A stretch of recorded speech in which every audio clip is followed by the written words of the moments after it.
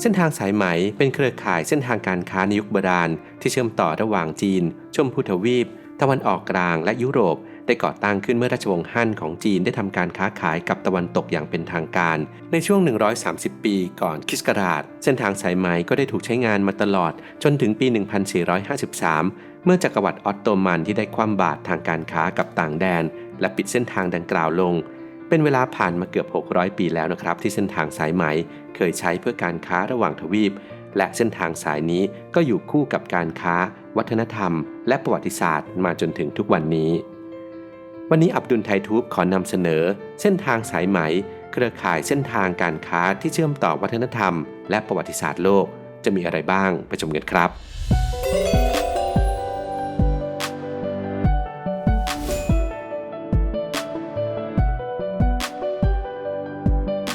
สนับสนุนโดยสถาบันมารุโชติโรงเรียนสอนการอาชีพเฉพาะทางอาชีพเรือสำราญและการโรงแรมเพียงคุณมุ่งมั่นเราพร้อมผลักดันสนใจติดต่อ0971597447 1. เส้นทางสายเปอร์เซียเส้นทางสายไหมได้เปิดเส้นทางการค้าอย่างเป็นทางการระหว่างดินแดนในตะวันออกและชาวยุโรปในช่วงสมัยราชวงศ์ฮั่นที่ซึ่งปกครองจีนตั้งแต่ช่วง206ปีก่อนคริสต์ศักราชจนถึงปีค.ศ.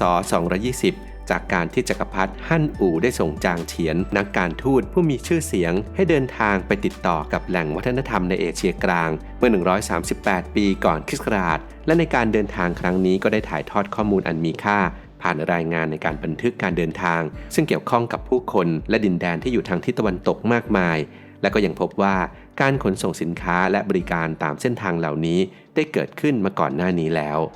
ย้อนไปประมาณ300ปีก่อนที่เส้นทางสายไหมจะเปิดตัวเส้นทางสายเปอร์เซียหรือ Royal Road ได้ถูกใช้มาก่อนแล้วซึ่งเป็นเส้นทางยุคโบราณที่ถูกสร้างขึ้นโดยพระเจ้าดาไรอัสมหาราชแห่งจักรวรรดิอะเคเมนิดเมื่อศตวรรษที่5ก่อนคริสต์ศักราชโดยเส้นทางแห่งนี้ได้เชื่อมต่อระหว่างเมืองซูซาหรืออิหร่านในปัจจุบันไปจนถึงซาดิสหรือปัจจุบันก็คือทะเลเมดิเตอร์เรเนียนในตุรกีชาวเปอร์เซียยังขยายเส้นทางแห่งนี้เพื่อรวมเส้นทางเล็กๆที่เชื่อมต่อระหว่างเมโสโปเตเมียกับอนุทวีปอินเดียและแอฟริกาตอนเหนือผ่านทางอียิปต์อีกด้วยและเมื่ออเล็กซานเดอร์มหาราชผู้ปกครองอาณาจักรกรีกโบราณแห่งมาซิโดเนียได้ทำการขยายอำนาจไปยังเปอร์เซียผ่านเส้นทางสายเปอร์เซียจึงทำให้เส้นทางบางส่วนในการสัญจรของเขานั้นถูกรวมเข้ากับเส้นทางสายไหมในที่สุด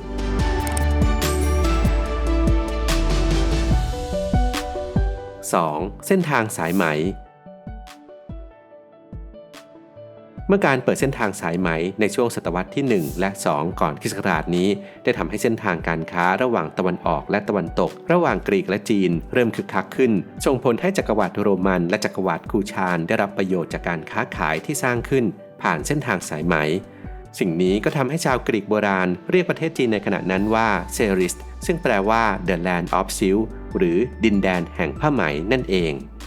อย่างไรก็ตามแม้จะมีการเชื่อมโยงกันที่ชัดเจนกับชื่อแต่คำว่าเส้นทางสายไหมก็ยังไม่ได้ถูกสร้างขึ้นในขณะนั้นจนกระทั่งปี 1877 เมื่อนักภูมิศาสตร์และนักประวัติศาสตร์ชาวเยอรมันอย่างเฟอร์ดินานด์ ฟอนริทโธเฟนได้ใช้คำนี้เพื่ออธิบายถึงเส้นทางการค้าแห่งนี้เป็นครั้งแรก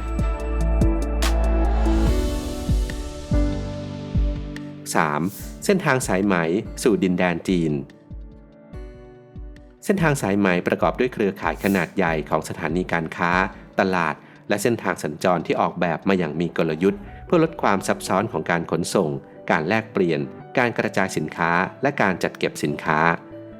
เส้นทางแห่งนี้ได้ขยายมาจากมหานครของกรีกโรมันอย่างเมืองแอนติออกตัดข้ามทะเลทรายซีเรียผ่านพาไมราไปยัง2เมืองใหญ่อย่างเทซิฟอนเมืองหลวงของพาเทียนและเซลูเซียเมืองของอาณาจักรเมโสโปเตเมียและจุดเริ่มต้นจากเซลูเซียก็จะนำเส้นทางแห่งนี้ข้ามผ่านไปยังตะวันออกผ่านเทือกเขาซากรอสไปยังบริเวณเมืองเอกบาตานาและเมิร์ฟหรืออิหร่านและเติร์กเมนิสถานในปัจจุบันซึ่งจะมีเส้นทางที่ถูกสร้างเพิ่มเติมไปยังอัฟกานิสถานในปัจจุบันและเส้นทางที่นำไปสู่ทางตะวันออกเพื่อเข้าสู่มองโกเลียและประเทศจีนนั่นเอง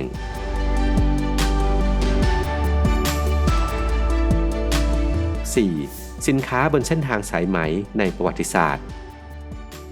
แม้ว่าชื่อเส้นทางสายไหมนั้นจะมาจากความนิยมของผ้าไหมจีนในหมู่พ่อค้าของจักรวรรดิโรมันและที่อื่นๆในยุโรปแต่วัสดุดังกล่าวก็ไม่ได้เป็นเพียงการส่งออกที่สำคัญเพียงอย่างเดียวจากตะวันออกไปยังตะวันตกเพียงเท่านั้น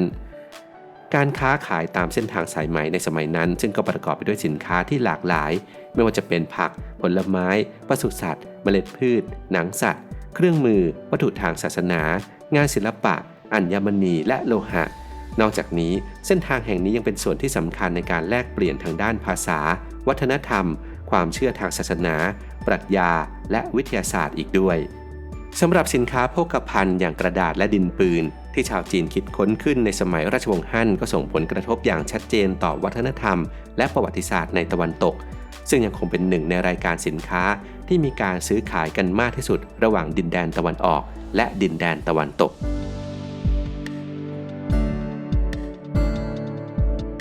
5. เส้นทางแห่งการเปลี่ยนแปลงเครื่องเทศที่มีรสจัดและเข้มข้นของชาวตะวันออกก็ได้รับความนิยมอย่างรวดเร็วในตะวันตกและได้ปฏิวัติวงการอาหารไปทั่วทั้งยุโรปในขณะเดียวกันเทคนิคการผลิตแก้วก็ได้แพร่กระจายไปทางทิศตะวันออกจากโลกอิสลามไปยังประเทศจีนสำหรับดินปืนแม้ว่าต้นกำเนิดจะยังไม่เป็นที่ทราบแน่ชัดแต่ก็มีการอ้างอิงถึงดอกไม้ไฟและอาวุธปืนในประเทศจีนมาตั้งแต่ช่วงยุคคริสต์ศักราชที่600และนักประวัติศาสตร์ยังเชื่อว่าดินปืนนั้นถูกส่งออกไปตามเส้นทางสายไหมเพื่อไปยังยุโรปซึ่งดินปืนได้รับการพัฒนาเพิ่มเติมเพื่อใช้สำหรับปืนใหญ่ในอังกฤษฝรั่งเศสและที่อื่นๆในช่วงทศวรรษที่ 1300 สิ่งนี้จึงทำให้รัฐชาติที่สามารถเข้าถึงดินปืนได้จะมีข้อได้เปรียบที่ชัดเจนในสงครามและด้วยเหตุนี้การส่งออกดินปืนจึงส่งผลกระทบอย่างใหญ่หลวงต่อประวัติศาสตร์การเมืองของยุโรปและแน่นอนว่าการที่กระดาษมาถึงยุโรปนั้นก็ทำให้เกิดการเปลี่ยนแปลงทางอุตสาหกรรมที่สำคัญซึ่งการใช้ลายลักษณ์อักษรก็ได้กลายเป็นรูปแบบสำคัญของการสื่อสารมวลชนเป็นครั้งแรกไปจนถึงการพัฒนาแท่นพิมพ์ของกูเทนเบิร์กนักประดิษฐ์ชาวเยอรมัน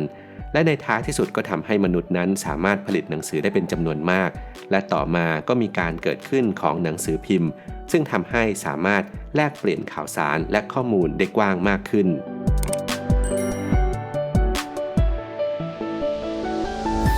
6. การสำรวจทิศตะวันออกเส้นทางสายไหมยังเปิดช่องทางสำหรับนักสำรวจที่ต้องการทำความเข้าใจวัฒนธรรมและภูมิศาสตร์ของดินแดนตะวันออกให้ได้ดียิ่งขึ้นนักสำรวจชาวเวนิสอย่างมาโคโปโล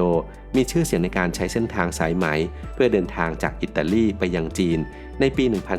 1275 ซึ่งตอนนั้นอยู่ภายใต้การปกครองของจักรวรรดิมองโกเลีย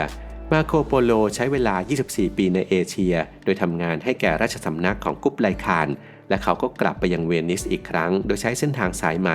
ในปี 1295 การเดินทางข้ามผ่านเส้นทางสายไหมของเขาได้กลายเป็นพื้นฐานสำหรับงานเขียนหนังสือของเขาที่ชื่อ The Travels of Marco Polo ซึ่งก็ทำให้ชาวยุโรปเข้าใจการค้าและวัฒนธรรมเอเชียได้มากยิ่งขึ้นในเรื่องนี้ผู้ชมสามารถรับชมเรื่องราวของมาโคโปโลได้เพิ่มเติมที่คลิป9เรื่องจริงของมาโคโปโลกับการเดินทางในตำนานสู่ตะวันออกไกลในช่องอับดุลในทูบได้เลยนะครับ